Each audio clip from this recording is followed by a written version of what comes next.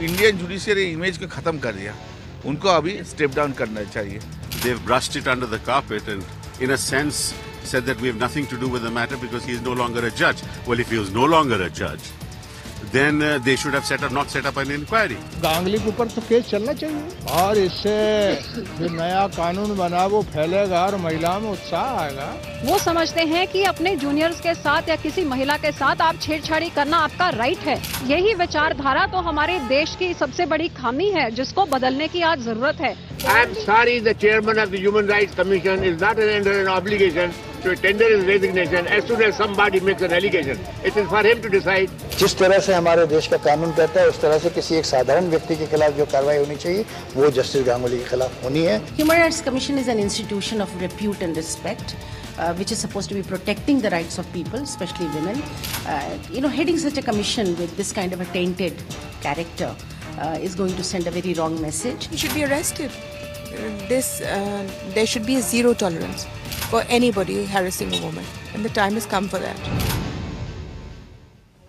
नमस्कार, prime time में मैं कादम्बिनी शर्मा हूं आपके साथ। ये जो तमाम बयान हमने आपको दिखाए हैं वो सुप्रीम कोर्ट की उस कमेटी के फैसले के बाद हैं जो जस्टिस अशोक गांगुली पर एक इंटर्न के सेक्सुअल हैरेसमेंट के आरोप के बाद आए हैं। इस कमेटी के मुताबिक सभी बयान और सबूत देखने के बाद पहली नजर में उन्हें लगता है कि आरोप सही है, लेकिन क्योंकि जस्टिस गांगुली रिटायर कर चुके हैं और इंटर्न भी सुप्रीम कोर्ट की एम्प्लॉई नहीं है तो ये मामला कोर्ट के प्रशासनिक दायरे में नहीं आता। लेकिन यहाँ सवाल कई उठते हैं कि जैसे क्या इस कमेटी का फैसला एक बैलेंस्ड फैसला है। जैसे ही इस कमेटी को ये पता चला कि मामला एक रिटायर्ड जज और सुप्रीम कोर्ट में काम नहीं कर रहे इंटर्न का है और इस मामले में कोई कदम उठाना उनके इख्तियार में नहीं, तो उसी समय ये साफ क्यों नहीं कर दिया गया? क्या इस कोर्ट की जिम्मेदारी सिर्फ प्रशासनिक है या एक कदम आगे जाते हुए इस मामले को मॉनिटर भी किया जा सकता था? क्या अपनी जिम्मेदारी से बचने की कोशिश की जा रही है? क्या इस पैनल ने पूरी जिम्मेदारी एक बार फिर पीड़ित महिला पर ही नहीं डाल दी है, या फिर ब्रदर जज के बारे में जो कहा वो भी बहुत बड़ा कदम है? इस घटना का एक और पहलू है। जस्टिस गांगुली 17 दिसंबर 2008 से 3 फरवरी 2012 तक सुप्रीम कोर्ट के जज रहे और मार्च 2012 में रिटायर करने के बाद पश्चिम बंगाल मानवाधिकार आयोग के अध्यक्ष नियुक्त हुए। अब इस आयोग से उनके इस्तीफे की मांग जोर पकड़ चुकी है। जानकारों का शुरू से मानना है कि इस मामले में पहले एफआईआर रजिस्टर होनी चाहिए, लेकिन जस्टिस गांगुली खुद को हालात का शिकार, विक्टिम ऑफ सर्कमस्टांसेस बताते रहे हैं और राम जेठमलानी जैसे वरिष्ठ और जाने माने वकील भी ये बयान दे रहे हैं कि वो इस्तीफा क्यों दे। ऐसे ऊंचे पदों पर बैठे लोग जब इतने गंभीर आरोप लगने पर ऐसा व्यवहार करते हैं तो इसका क्या मतलब लगाए? इस बीच केंद्रीय मंत्री फारूक अब्दुल्ला ने कहा कि अब किसी लड़की से बात करने में डर लगता है, किसी महिला को सेक्रेटरी नहीं रखते कि न जाने क्या आरोप लग जाए। हालांकि इस बयान पर उन्होंने बाद में माफी मांग ली। ऐसा ही बयान कुछ दिन पहले समाजवादी पार्टी के नरेश अग्रवाल ने भी दिया था। लेकिन क्या ये वही सोच नहीं है जो महिला पर अत्याचार की वजह खुद महिला को ही मानती है? हालांकि यहाँ पर सबसे बड़ी बात यह है कि सुप्रीम कोर्ट का ये पूरा मसला है जो इस देश की सबसे बड़ी अदालत है, न्याय की आखिरी उम्मीद है, जिसके जजों को लोग हर आरोप से परे देखना चाहते हैं। उसकी इज्जत पर, उसकी साख पर, उसकी निष्पक्षता पर धब्बा लगने की नौबत आ गई है। तो यहाँ पर हम इस पूरे मसले पर हम चर्चा करेंगे। हमारे साथ खास मेहमान हैं, आपको हम बता दें दिल्ली स्टूडियो में यहाँ पर हमारे साथ संजय पारेख हैं, वरिष्ठ वकील हैं सुप्रीम कोर्ट के। हमारे साथ अमरिंदर शरण हैं, पूर्व एएसजी हैं, और सुखेंदु शेखर रॉय जुड़ रहे हैं हमारे साथ, तृणमूल कांग्रेस के सांसद हैं और वहां पर सबसे ज्यादा जोर शोर से आवाज जो है तृणमूल कांग्रेस उठा रही है, वो हमारे साथ हैं, वो भी इस पर बात करेंगे। और किरण बेदी हैं, पूर्व आईपीएस अफसर हैं, इस पूरे मुद्दे पर उनकी राय भी हम जानने की कोशिश करेंगे। लेकिन सबसे पहले संजय, आपसे मैं जानना चाहती हूँ कि इस पूरे फैसले को लेकर जो ऑर्डर कल आया है, इसको लेकर काफी बातचीत हो रही है और एक पूरा बड़ा तबका है जो कह रहा है कि ये बैलेंस्ड फैसला नहीं है। अगर यही करना था तो इस तरह से ये पैनल बनाने की कोई जरूरत नहीं थी। देखिए, अगर आप इस पूरे प्रकरण को देखें तो जिस तरीके से टाइम्स ऑफ इंडिया में एक बड़ी खबर छपी और जब इस बात को चीफ जस्टिस के संज्ञान में लाया गया तो चीफ जस्टिस ने इमीडिएटली, क्योंकि एक इंस्टीट्यूशनल इंटीग्रिटी की बात है, तो एक कमेटी को नियुक्त किया। सभी लोगों ने इस बात की प्रशंसा करी कि कमेटी को नियुक्त किया गया। उसने अपना एक फैसला दिया और वो जो फैसला दिया वो चीफ जस्टिस के हाथ में सौंप दिया कि इसके ऊपर आप निर्णय लें। चीफ जस्टिस ने उसके ऊपर निर्णय लिया क्योंकि सबसे बड़ी बात ये थी कि जब उन्होंने उस पोर्शन को कोट किया जो कमेटी ने रिपोर्ट दी थी, वो अपने में काफी डैमेजिंग है और एक बहुत बड़ी करेज की बात है कि जो ब्रदर जजेस थे, मतलब जिस समय गांगुली वहां पर जज थे, उन लोगों ने ये फैसला लिया और ये माना कि प्राइमा फेसी जो चार्जेस हैं इंटर्न के वो ठीक है। लेकिन उसके बाद में बात यह आती है कि अगर उसके ऊपर कोई अपराध बनता है इंडियन पेनल कोड के अंदर, तो हमारे यहाँ जो प्रक्रिया है वो यह है कि एक एफआईआर लॉन्च करो, एफआईआर के बाद में इन्वेस्टिगेशन होगा और इन्वेस्टिगेशन के बाद में आगे बातें बढ़ेंगी। तो ये जो इसको लेकर के जो उन्होंने डिसाइड किया अल्टीमेटली, मुझे लगता है वो अपने में बैलेंस बात है, क्योंकि अगर वो उससे ज्यादा कुछ बोलते हैं तो इसका मतलब है कि जो एक्यूज है उसका राइट किसी तरीके से प्रेजुडिस हो रहा है। यहाँ पर 2-3 सवाल आपसे मैं करना चाहती हूँ। जो आपने बात बोली कि एक मीडिया में रिपोर्ट आया, अक्सर जब हम सुप्रीम कोर्ट कवर करते तो कई बार हमने कई जजों को ये बोलते हुए सुना है कि मीडिया रिपोर्ट्स से हमें कोई मतलब नहीं है और मीडिया के रिपोर्ट्स पर हम कोई कॉग्निजेंस नहीं लेते। ये हर बार हमने सुना है और हर कोर्ट में ये सुना है और कई जजों के मुंह से सुना है। लेकिन ठीक है, चलिए, अगर मीडिया में रिपोर्ट आया, उनको लगा कि एक इंस्टीट्यूशन जिसको इतनी बड़ी, इतनी इज्जत है, जिसको शायद देश में आज की तारीख में भी सबसे ज्यादा इज्जत है आर्मी और जुडिशरी की, तो उसके ऊपर धब्बा लगने की स्थिति है। लेकिन फैक्टर यहां पर यह आता है कि जिस वक्त उनको पता चला कि जो जज हैं वो पूर्व जज हैं और काफी समय से पूर्व जज हैं, 1 साल से ज्यादा का वक्त हो गया, और जो कंप्लेनेंट है, जो पीड़ित है, वो भी एम्प्लॉय नहीं है, क्या उसी वक्त उनका इख्तियार खत्म नहीं हो गया था? क्योंकि उनको पता हो गया था कि इस मुद्दे पर वो आगे तो जा नहीं सकते।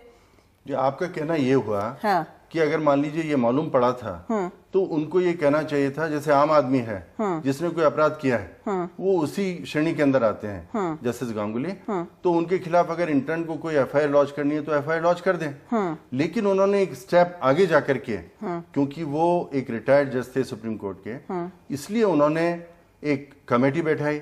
कमेटी के अंदर जो उन्होंने बात, ये भी हो सकता था कि कमेटी का जो पोर्शन है जिसके अंदर ये पाया गया कि प्राइमा फेसी जो जस्टिस गांगुली का बिहेवियर था वो ठीक नहीं था, वो उस चीज को वहां से निकाल देते और सिर्फ ये फैसला देते कि ये हमारे अख्तियार के अंदर आते ही नहीं है। लेकिन लोगों को ये बताया, क्योंकि जब इतनी बड़ी बात हुई, एक कमेटी को बैठाया, तो मुझे लगता था कि ये जरूरी था और सब लोगों की मांग थी कि कमेटी को का जो रिपोर्ट है उसको पब्लिक किया जाए। तो जो पोर्शन इंपॉर्टेंट था उसको कोट करके उन्होंने अल्टीमेटली बोला अगर उससे ज्यादा कुछ बोलते, अभी वही एक अपने में प्रेजुडिस का काम करेगा, क्योंकि जस्टिस गांगुली बोल सकते हैं कि आपने जो इसके अंदर बोला है कमेटी के इस पर हम आएंगे। लेकिन यही सवाल अमरिंदर सेन जी आपसे मैं जानना चाहती हूँ कि यहाँ पर संजय कह रहे हैं कि उन्होंने एक कदम आगे जाकर इस पर स्टेप लिया और एक कमेटी फॉर्म कर दी।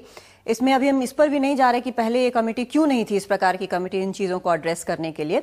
लेकिन कमेटी जब एक कदम आगे चली गई तो एक कदम और आगे चली जाती, आदेश दे देती कि आप एफआईआर दर्ज करें। हमें लगता है कि ऐसा हुआ है। नहीं, फिर तो पुलिस का काम भी सुप्रीम कोर्ट करे। लेकिन ऐसा हुआ है कई मामलों में, सुओ मोटो लेकर उन्होंने आदेश दिया है। कभी भी उन्होंने पुलिस का काम नहीं किया, इन्वेस्टिगेशन हाथ में नहीं लिया। अभी इन्होंने जो किया है, हमको लगता है कि हाइंडसाइट में ये स्टेप बिल्कुल सही नहीं था। या तो वो कमेटी को बैठना नहीं चाहिए था, या वो कमेटी बैठती तो उसके पास एक पूरा मैंडेट होना चाहिए था कि ये क्या करेगी। उनको ये मालूम था कि एक रिटायर्ड जज के खिलाफ उनको कोई अख्तियार नहीं है करने का। ठीक है। जब वो उनको पता चल गया कि वो रिटायर्ड जज थे और वो जो विक्टिम है वो भी सुप्रीम कोर्ट से इंटर नहीं भेजी गई थी, तो उनका कोई इख्तियार नहीं था, तो या तो उनको बंद कर देना चाहिए था और उसके बाद इसको नहीं आगे नहीं बढ़ाना चाहिए था। अब इसका आप अगर दूसरे पहलू से देखिए, अब कल को मान लीजिए अगर जस्टिस गांगुली को फेस करना पड़ा प्रोसिक्यूशन, अब पुलिस क्या इन्वेस्टिगेट करेगी? जब सुप्रीम कोर्ट के 3 न्यायाधीशों की कमेटी ने कह दिया कि प्राइमा फेसी केस बनता है, क्या इन्वेस्टिगेशन करेगी? उस पर दबाव होगा या नहीं? कोई मजिस्ट्रेट क्या फैसला देगा? क्या उनके अधिकारों का हनन नहीं है? एक एक्यूज्ड को जो राइट होता है उतना राइट तो उनको भी होना चाहिए। और तो हम ये कहें कि दोनों ही तरफ से न्याय नहीं कर पाए इस कमेटी के बैठने के बाद। इस कमेटी के बैठने के बाद वो ऐसा लगता है कि न्याय की प्रक्रिया जो थी उसके तहत तो ये थी ही नहीं। ये तो जुडिशियल कमेटी नहीं था, ये तो एडमिनिस्ट्रेटिव कमेटी था, फैक्ट फाइंडिंग कमेटी था। इन्होंने क्या फैक्ट फाइंड किया वो भी हम लोगों के सामने नहीं आया है अभी। वो रिपोर्ट का सिर्फ ऑपरेटिव पोर्शन आया है। इसलिए इस फैक्ट फाइंडिंग कमेटी को बैठाने का क्या औचित्य था और इस फैक्ट फाइंडिंग कमेटी के बैठाए जाने के बाद क्या सुप्रीम कोर्ट के शान में भट्टा लगा या शान में बढ़ोतरी हुई, ये देखा जाना चाहिए। हमको नहीं लगता कि इस कमेटी को बैठाने की आवश्यकता थी, क्योंकि जब उनको मालूम है इससे साख कम हुई है, इससे साख कम, सुप्रीम कोर्ट का साख इससे बढ़ता तो नहीं दिखता है। ठीक है, मुझे नहीं लगता हाँ। अगर आप मुझे नहीं लगता कि इसमें कोई साख कम होने वाली बात है। इससे साख इसलिए बड़ी है कि सुप्रीम कोर्ट ने अपने ही जो वहां जज रह चुके थे उनके बारे में एक स्टेप लगा करके आगे बढ़ लेकिन करके संजय ये तो बड़ी क्लोज क्लब जैसी बात हो गई ना। फिर हम वैसे ही बात कर रहे हैं कि मीडिया वालों के बारे में बात ना करे, जुडिशरी के बारे में बात ना करे। नहीं, बात उन्होंने की, लेकिन इसको हम एक दूसरे तरह से भी दे, इस पूरे मसले को, यहाँ पे समस्या ये है कि पूरे मसले पर यहाँ कई एस्पेक्ट्स हैं। अगर जहां एक कदम आगे गए थे वहां 2 कदम और आगे चले जाते। हमारे साथ यहाँ पर कविता भी जुड़ गई हैं। कविता श्रीवास्तव सदस्य हैं, एक्टिविस्ट हैं PUCL की इस वक्त। लेकिन मैं किरण बेदी के आपके पास आना चाहती हूँ। जिस तरह से पूरा मामला आया है, सुप्रीम कोर्ट ने जो ये पैनल ने जो फैसला लिया है, इसको अलग अलग करके देखना चाहिए वैसे सुप्रीम कोर्ट और इस पैनल को। जो यहाँ पर संजय कह रहे हैं कि उन्होंने काफी कदम आगे बढ़ाया, लेकिन अमरिंदर शरण जी हमारे साथ हैं, वो कह रहे हैं कि इस कमेटी को बिठाना ही एक भूल थी और दोनों तरफ से शायद कहीं ना कहीं न्याय नहीं हो पाया। चाहे आप जस्टिस गांगुली की बात ले लें, क्योंकि अब अगर पुलिस इन्वेस्टिगेशन करती है तो उनके ऊपर एक ये जो फैक्ट फाइंडिंग वाला आया कि हाँ पहली नजर में लगता है कि कुछ इस तरह का हुआ है, वो एक दबाव तो उनके ऊपर रहेगा, पुलिस के ऊपर।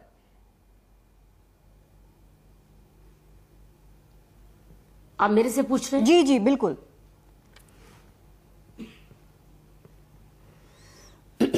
जब सुप्रीम कोर्ट ने कमेटी बैठाई थी तो तुरंत बड़ी तारीफ हुई थी कि सुप्रीम कोर्ट ने कितनी जल्दी एक्शन ले लिया और 3 मेंबर्स की कमेटी बैठाई, बड़ी तारीफ हुई थी। और उसके ऊपर मीडिया में भी आया था कि एवरीबडी, सभी ने अप्रिशिएट किया था। प्रॉब्लम यहां आई, व्यू तब बदला जो उन्होंने कहा कि हाँ लगता है गलती हुई है, लेकिन अब हम, क्योंकि वो सर्विंग ऑफिसर नहीं है, इंटर्न सुप्रीम कोर्ट की नहीं है, इसलिए हमें इससे कोई मतलब नहीं है। फर्क यहां पर आया।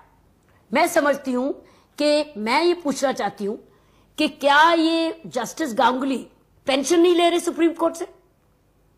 अगर पेंशनर हैं और सरकार के मेडिकल बेनिफिट्स भी हैं, क्योंकि पेंशनर को बहुत सारे बेनिफिट्स होते हैं।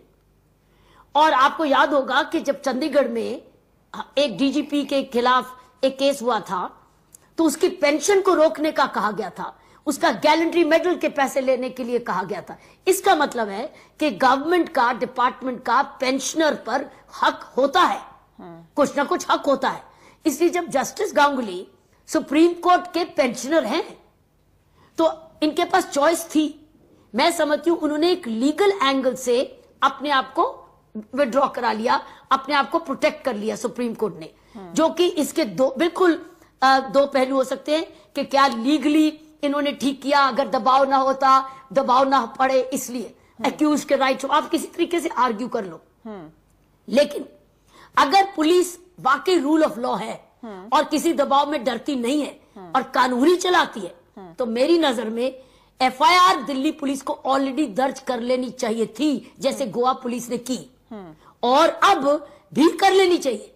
उसके बाद FIR में सबूत क्या आते हैं वो तफ्तीश बताएगी, जैसे कि क्या लड़की उतनी ही हिम्मती है, SDM के सामने स्टेटमेंट देती है, सबूत देती है या नहीं देती है। अगर नहीं देती है तो बात कमजोर हो जाती है, और अगर देती है तो बात आगे चलती है। और अगर रूल ऑफ लॉ है तो तीनों सुप्रीम कोर्ट के जज जिन्होंने कमेटी में बैठे हैं उनका भी बयान रिकॉर्ड करना जरूरी है, वो पार्ट ऑफ एविडेंस हैं। तो मेरी व्यू में अगर हम स्ट्रिक्टली अकॉर्डिंग टू जस्टिस जाए तो मैं समझती हूं ये सिचुएशन है। लेकिन अगर हम दबाव में आए, इसको छिपाएं, अनाकानी करें तो बात कुछ और है। मेरी व्यू में जो कॉमन सेंस लॉ है वो ये है जो मैंने आपको बताया, और इसमें कोई 2 राय नहीं हो सकती अगर हम स्ट्रिक्टली बाय लॉ जाए। अगर बचाना चाहते हैं तो हम दोनों तरफ आर्ग्यू किया जा सकता है। ठीक है, यहाँ पर 2 दिग्गज लॉयर हमारे साथ बैठे हुए। संजय, ये पेंशन वाला जो पॉइंट किरण जी उठा रही हैं वो चाहेंगे कि आप इसको एक्सप्लेन करें। मुझे लगता नहीं कि पेंशन वाला पॉइंट यहाँ पर अप्लाई करता है। अगर कोई इस तरह की बात किसी गवर्नमेंट एम्प्लॉय ने की है, जब वो गवर्नमेंट सर्विस में था, फाइनेंशियल डिफॉल्केशन की बात होती है, दूसरी होती है, तब एक अगर मान लो डिपार्टमेंट इंक्वायरी होती है तो उसके अंदर ये सब बातें हो सकती हैं। यहाँ सिचुएशन बिल्कुल डिफरेंट है। यहाँ पर ये जो जितनी भी चीजें जो ऑफेंस की बात कर रहे हैं ये तो उनके टेन्योर के बाद की बात है। अब उनका दूसरा ये कहना है कि ये जो इन्होंने कमेटी बनाई है वो कमेटी के लोग भी वहां पर बयान दें। कई बार ऐसा होता है, अगर मान लीजिए आप सेक्सुअल हैरेसमेंट की बात लें, एक डोमेस्टिक तरीके से होता है और उसमें एक ऑफेंस अभी आया नहीं है लेकिन वो ऑफेंस भी हो, तो जब आप बात कर रहे हैं वहां पर डोमेस्टिक इंक्वायरी की बात कर रहे हैं और क्रिमिनल लॉ की बात कर रहे हैं, दोनों में अलग अलग चीजें हैं। वो ये जरूरी नहीं कि जो वहां स्टेटमेंट दिए वो वहां पर बाइंडिंग होंगे। क्रिमिनल लॉ का जो प्रोसीजर है वो शुरू होता है जब आप FIR लॉन्च करते हैं, जब 161 के स्टेटमेंट होते हैं या 164 के स्टेटमेंट होते हैं, उसके बाद में चार्जशीट वगैरह फाइल होती है। तो वो प्रोसेस जब अडॉप्ट करते हैं वहां पर आता है, तो वहां जजेस के स्टेटमेंट लेना। देखिए सबसे बड़ी बात यह है कि एक बहुत बड़ी बात हुई, सुप्रीम कोर्ट ने कॉग्निजेंस लिया, बाद में उनको लगा कि नहीं बैलेंस जरूरी है, हम उससे ज्यादा एक्सीड नहीं कर सकते जो उन्होंने बोला प्राइमा फेसी कह करके, तो वहां जाकर के उन्होंने अब ये बोलना कि सुप्रीम कोर्ट उसमें FIR लॉन्च करे या दूसरा करे, वो तो अपनी जगह पर बिल्कुल जस्टिफाइड नहीं लगता। यहाँ पर मैं सुखेंदु शेखर रॉय आपसे जानना चाहती हूँ, आपकी पार्टी बहुत जोर शोर से उठा रही है ये पूरा मामला और इस्तीफा डे 1 से, जब से मामला सामने आया तब से मांग रही है। ये भी माना जा रहा है कि जिस तरह से जस्टिस गांगुली ने कई स्टेप्स लिए थे वहां पर वेस्ट बंगाल में, उसके कारण ज्यादा जोश में है TMC। तो जो यहां पर फैसला आया है उसके बाद आपका क्या कहना है? देखिए, जोश का कोई सवाल ही पैदा नहीं होता है।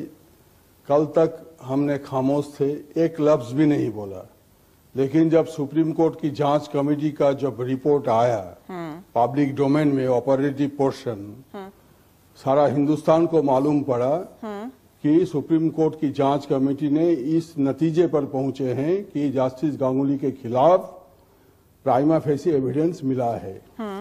Our propriety demands that not only Justice Ganguly should resign forthwith, but at the same time Delhi police should take cognizance of the incident और सुप्रीम कोर्ट रजिस्ट्री से वो जांच रिपोर्ट का कॉपी मांगे, क्योंकि उसमें वो पीड़ित जो विक्टिम है, वो जो लॉ इंटर्न है, उनका बयान है, 3 विटनेस का हलफनामा है और जस्टिस गांगुली का भी बयान है और सुप्रीम कोर्ट जांच कमेटी का भी अपना जो सिद्धांत है वो सिद्धांत भी है। तो ये सारे डॉक्यूमेंट्री एविडेंस दिल्ली पुलिस को कब्जा करना चाहिए और कब्जा करने के बाद FIR दर्ज करने के बाद पश्चात जस्टिस गांगुली को गिरफ्तार करना चाहिए, जैसे एक आम आदमी को किया जाता है।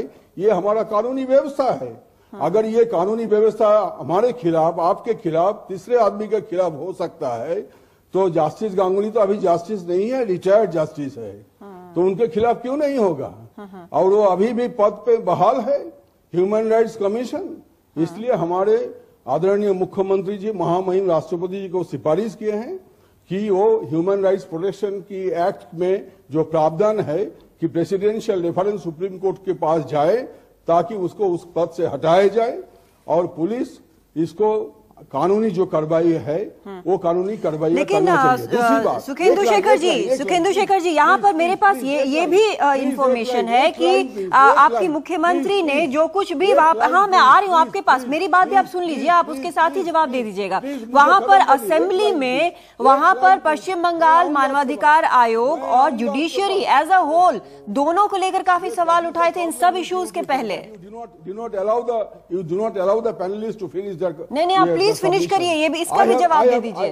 नहीं, एक लाइन हम जवाब देंगे। हाँ। आप एक लाइन मुझे बोलने का मौका दीजिए मेहरबानी करके। हाँ, 2 लाइन आप बोलिए, दोनों जवाब दे दीजिए। मैं बोलना चाहता था कि वो पीड़ित जो लॉ इंटर्न है वो पहले भी वो जर्नल में इंटरव्यू में बोली थी कि मैं आगे नहीं बढ़ना चाहती हूँ, लेकिन बाद में वो सुप्रीम कोर्ट के जांच कमेटी के पास आई। तो ये भी तो हो सकता है कि पुलिस केस दर्ज करने का बाद कल या परसों या कभी भी वो पुलिस का सामने आए, कोर्ट के सामने आए और उनका जो टॉर्चर उनके ऊपर हुआ, मेंटल या फिजिकल कुछ भी, ये तो सोचना चाहिए आप सभी को, हम सभी को। हम तो आपको बधाई देना चाहते हैं कि नहीं, आप बधाई मत दीजिए, मेरे सवाल का जवाब दे दीजिए बस। नहीं हाँ, क्या सवाल है बोलिए। जो मैंने बोला कि असेंबली में पहले भी जो ह्यूमन राइट्स कमीशन है जस्टिस गांगुली के ऊपर पहले भी आपकी मुख्यमंत्री ने सवाल उठाए, इसीलिए बार बार आपके ऊपर आरोप लग रहे हैं कि जो जिस तरह से आप लगातार इस्तीफे की मांग कर रहे हैं वो पॉलिटिकल मोटिव्स के कारण है।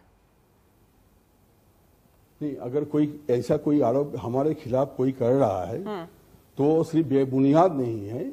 हम जस्टिस गांगुली के खिलाफ कोई भी कार्रवाइयां नहीं उठाया, हम नहीं उठा सकते क्योंकि वो चेयरमैन है कमीशन का, वो रिकमेंडिंग अथॉरिटी है, वो हाई कोर्ट का जज नहीं है, सुप्रीम कोर्ट का जज नहीं है कि वो फैसला करे। He is only recommending authority. The government can accept his recommendation, cannot accept his recommendation, may accept, may not accept. ठीक है, that is the legal position. ठीक है, मैं दोबारा आऊंगी आपके पास। कविता, यहाँ पर जो सारे बयान आप सुन रही हैं लगातार, यहाँ पर अब यही निकलकर सामने आ रहा है बार बार कि जो इशू है, चाहे सुप्रीम कोर्ट के पैनल का जो फैसला हो उसके बाद या फिर जो ओवरऑल जो कुछ भी हुआ है, अब ओनर्स जो है वो दोबारा कंप्लेनेंट पर है कि वो एफआईआर रजिस्टर करती है नहीं करती है। माना जा रहा है कि दिल्ली पुलिस ने कांटेक्ट किया है, ईमेल भेजा है, कहा है कि आप आकर अपना बयान रिकॉर्ड करें, लेकिन अभी तक ये हुआ नहीं। लेकिन अब क्या हम माने कि ये पूरा जो मामला है सिर्फ रेस्ट करता है कि उस एक लड़की में जिसने एक ब्लॉग लिखा और उस समय वो उसे भी खुद भी नहीं पता था कि इतना कुछ हो जाएगा। अब उसकी हिम्मत पर ये डिपेंड करता है कि वो आगे क्या करेगी। तो अब एक जहां से ये शुरू हुआ है मामला, चाहे जुडिशरी हो चाहे सोसाइटी हो, वहां से अब जिस तरह से बाकी चीजें हुई हैं वैसे कुछ नहीं है। एक्चुअली मैं ये बोलना चाहूंगी कि अभी तक एफआईआर क्यों नहीं दर्ज हुई। Suo motu Delhi police FIR दर्ज कर सकती थी, जो ऑपरेटिव पार्ट है रिपोर्ट का उसी को लेके कर सकती थी।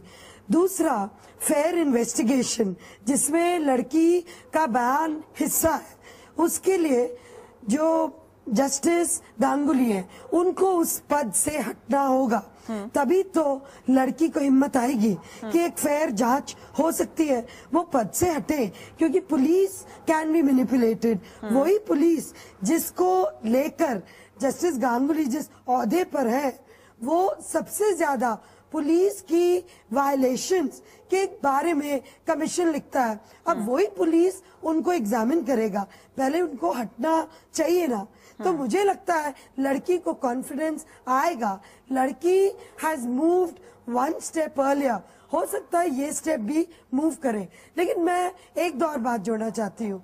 इस ऑर्डर में अगर सुप्रीम कोर्ट ये 2 लाइन लिख देता कि आखिर एक सुप्रीम कोर्ट की भी तो कमेटी है कि ये कमेटी उस लड़की को फैसिलिटेट करे या महिला आयोग फैसिलिटेट करे, तो वो बात आगे बनती। वो उन्होंने उसको एक तरीके से chapter close from our side, एक झटका। एक तरफ बहुत बढ़िया प्राइमा फेशिया केस है, दूसरी तरफ हम अब कुछ नहीं करेंगे। ये जो एक तरीके से पल्ला झाड़ना, ये एक बहुत अजीब स्थिति है जिसको लेके हम लोग भी बहुत नाराज है। वो 2 लाइन लिख सकते थे, अपने बारे में भी लिख सकते थे कि जजों को लेके कोई भी कानून नहीं है। जो इन्होंने कमेटी बनाई है उसमें अभी जज दायरे में नहीं आए हैं, सुप्रीम कोर्ट की कमेटी। तो वो लिख सकते थे कि पार्लियामेंट सोचे हम जजों के बारे में क्या करना है, जुडिशियल अकाउंटेबिलिटी बिल है। तो मुझे लगता है कहीं ना कहीं दिस इज हाफ हार्टेड। लेकिन लड़की मुझे लगता है आएगी और बयान देगी, लेकिन उसके पहले पुलिस एफआईआर सुओ मोटो दर्ज करे और जस्टिस गांगुली को पद से उतरना चाहिए।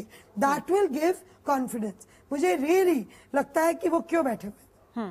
ठीक है संजय, आपको लगता है कि उनको पद से इस्तीफा देना चाहिए? देखिए, मुझे बिल्कुल लगता है, क्योंकि एक बार जब इस तरह का प्राइमा फेसी व्यू आ गया तो ये मॉरल ऑब्लिगेशन है उनका। बहुत सारे लोग ये बोल रहे हैं कि नहीं, जब तक एफआईआर उसमें दर्ज ना हो या वो पूरा ट्रायल ना चले तब तक वो, मुझे नहीं लगता, क्योंकि इतने बड़े पद पे रहने के बाद अब जो हैं इस समय, और सुप्रीम कोर्ट के जजेस ने, कमेटी ने ये प्राइमा फेसी पाया है, तो मुझे लगता है कि उनको इस पद के ऊपर नहीं रहना चाहिए। पद से अगर उनको कुछ भी अपना डिफेंस लेना है तो पद से अपना इस्तीफा देने के बाद में फिर अपनी बात को जो भी प्रूव करना है, जहां पर भी करना है करें, लेकिन उस पद पे रहने के लिए मुझे लगता नहीं इसके बाद में कोई औचित्य बनता है। ठीक है, अमरिंदर शरण जी, जो यहाँ पर कविता कह रही हैं कि हाफ हार्टेड अटेम्प्ट, एक तरफ कह रहे हैं प्राइमा फेसाई, दूसरी तरफ चैप्टर क्लोज, तो ये दो एक्सट्रीम्स लग रहे हैं मुझे कहीं ना कहीं इस पूरे मामले में। देखिए, वो ये बात जानते थे कि रिटायर्ड जज के खिलाफ वो कोई एक्शन नहीं ले सकते एडमिनिस्ट्रेटिव, पुलिस इन्वेस्टिगेशन वो कर नहीं सकते थे। ये डायरेक्शन भी उनको देना, इस पर केस रजिस्टर करो, ये भी सही नहीं होता। तो इस स्थिति में वो क्या करते, इसीलिए तो उन्होंने अपने उसमें एक लाइन और जोड़ा है कि अब मैं आगे से कोई भी रिटायर्ड जज के खिलाफ कोई कंप्लेंट नहीं लिया जाएगा और उस पर कोई एक्शन नहीं लिया जाएगा।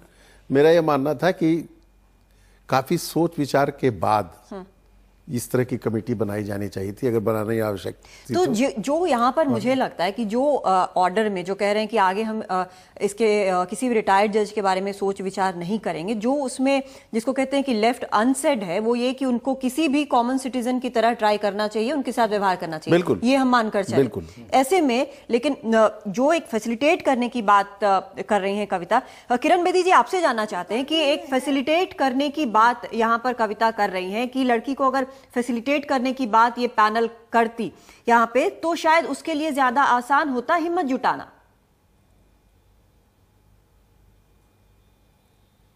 मैं बिल्कुल सहमत हूं, क्योंकि मैंने अभी को बताया कि सुप्रीम कोर्ट के जज है। मान लो दिल्ली पुलिस का कोई ऑफिसर पेंशनर है और वो कोई क्राइम करता है, आपको याद नहीं, मैंने बता रही हूँ, डायरेक्टर जनरल हरियाणा के उनकी पेंशन रोकने के लिए भी उस वक्त आवाज उठी थी जब उनके खिलाफ हरियाणा में केस चला था। We could have found a way out. So मेरा ख्याल है कि एक तो ये जो उन्होंने किया वो बात अलग, अभी भी दिल्ली पुलिस FIR करे, दिल्ली पुलिस इनके स्टेटमेंट्स रिकॉर्ड करे, पैनलिस्ट के भी रिकॉर्ड करे और सारे सबूत इकट्ठे करके, अगर गर्ल लड़की पूरा सपोर्ट करती है, स्टेटमेंट देती है, जैसे कि तेजपाल के केस में दिया है, तो केस बहुत स्ट्रांग हो जाएगा।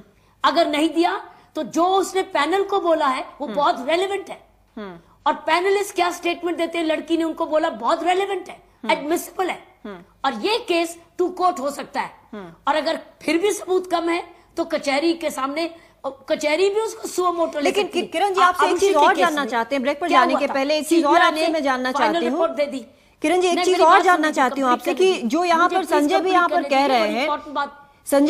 कह रहे हैं कि जो उन्होंने आदेश दिया है, जो उन्होंने अपनी रिपोर्ट में लिखा है और जो हमारे सामने आया है कि प्राइमा फेसाई, पहली नजर में ये लगता है कि ऐसा कुछ हुआ है, क्या इससे जस्टिस जो है, अगर जस्टिस गांगुली के लिए न्याय जो है, क्या उस पर असर नहीं पड़ेगा? एक पहलू इसका ये भी है। क्यों पढ़ना चाहिए हमको? किसी से, कानून को किसी से भी क्यों डरना है? अरे अगर हमारे प्राइम मिनिस्टर तक हम प्रोसिक्यूट कर चुकी है CBI, after mister Narasimha Rao के ऊपर केस चलाई था, राजीव गांधी के ऊपर केस चले थे, तो हमको क्या घबराने की जरूरत है? तफ्तीशी अफसर का काम है जस्टिस को असेंबल करना, एविडेंस को इकट्ठा करना और कचहरी के सामने रखना। आरुषि के केस में सीबीआई ने कह दिया था केस नहीं बनता, शक है लेकिन केस नहीं बनता, लेकिन आरुषि के केस में उन्होंने उसको कबूल नहीं किया और ट्रायल शुरू कर दिया अपने आप। सो कचहरी ना एक्सेप्ट करेगी, अगर कमजोर है केस दिल्ली पुलिस के पास, कचहरी पर छोड़ दे। तो हमको डरने की क्या जरूरत है? कितनी देर ये क्रिमिनल जस्टिस सिस्टम का कोई ना कोई एंगल डरता ही रहेगा? ये डरपोकों का देश है क्या? हमको न्याय करना क्यों नहीं आता? हम डरे रहते हैं, ये कोई पॉलिटिशियन है, कोई MP है, कोई अमीर आदमी है, कोई जज है, इसीलिए तो हमारे यहाँ देश में अन्याय हो रहा है और दो तरीके के कानून बन रहे हैं, एक है अमीर और शक्तिशाली के लिए और एक है गरीब जो ताकतवर नहीं है। किरण जी, यहाँ पर एक ब्रेक लेना